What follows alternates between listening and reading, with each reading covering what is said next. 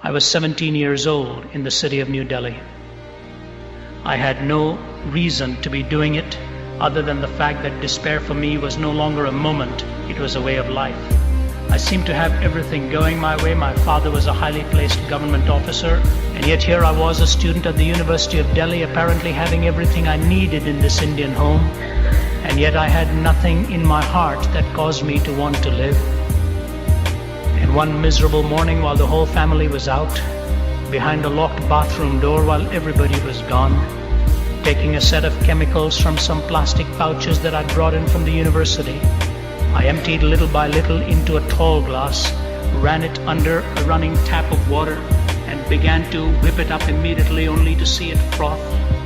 And as that glass effervesced, spilling over, I gobbled it in a frantic hurry, only to find out that it was going to make me throw out every ounce of moisture within my system. And as I clung to that bathroom sink, struggling to keep my legs straight, I realized I didn't have strength to stand up anymore, and that which had become an obsession for the last day, where I wanted to end it all, now became a grisly nightmare as I was staggering, desperately trying to gain some strength to keep myself alive.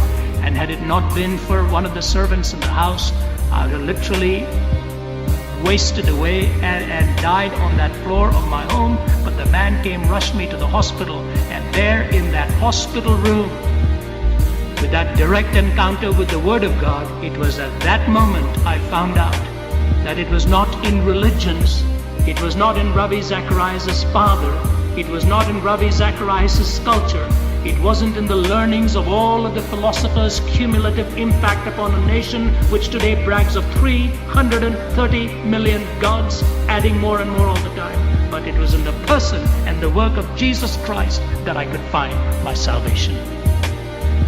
Long my imprisoned spirit lay, fast bound in sin and nature's night.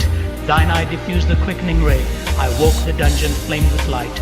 My chains fell off, my heart was free. I rose, went forth, and followed thee. You see the sin, you see God's justice, you see the need for Jesus Christ. From children to high school students to university students to sophisticated thinkers, the fundamental question is, how can I really learn to be valuable in this world? Because romances seem to come and go, relationships seem to be broken either by sin or death, and the acceptance of God is what I think is that sturdy, unchangeable relationship where it is not so much where we receive Him, but we trust Him and He receives us. Follow me? We trust Him and He receives us.